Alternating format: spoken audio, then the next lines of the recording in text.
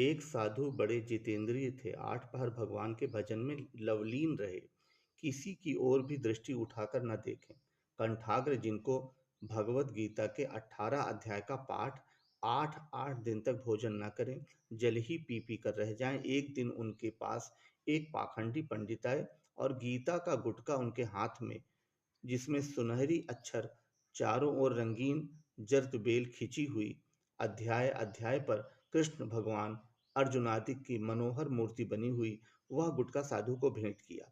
साधु उस पुस्तक को देखकर मोहित हो गए और अपने मन ही मन में कहने लगे कि यह भली सुंदर पुस्तक मिली, बड़े यत्न से एक रेशमी वस्त्र में बांध कर रखी।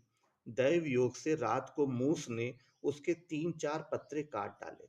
तब तो साधु पुस्तक को देखकर बड़े दुखी हुए और क्रोध करके बोले कि उस दुष्ट मूस को मैं आज ही मार डालूंगा। ये कहकर वह उसी समय एक गांव में गए और वहां से एक बिल्ली लाए। तब तो मूसे का निकलना बंद हो गया, परंतु बिल्ली भूख के मारी म्याऊं म्याऊं करने लगी। साधु ने कहा, ये बड़ी भारी हत्या लगी। पाठ के रहे न पूजन के, उसके लिए गांव में नित्य जाते और दूध लाते, कभी मिलता कभी न मिलता। हार कर साधु ने एक गाय पाली। तब तो दूध की एक नदी घर में बहने लगी। आप पिएं और उस बिल्ली को पिलावें, जो रहे और वह औरों को पिला दें।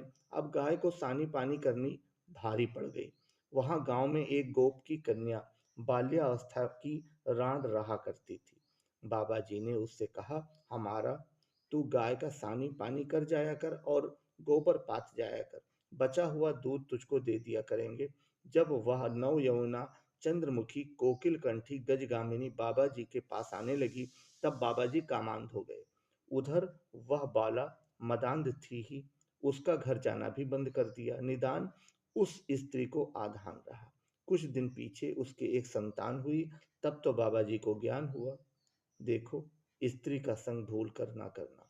थोड़े ही दिन में एक साधु के 2 साधु हो गए।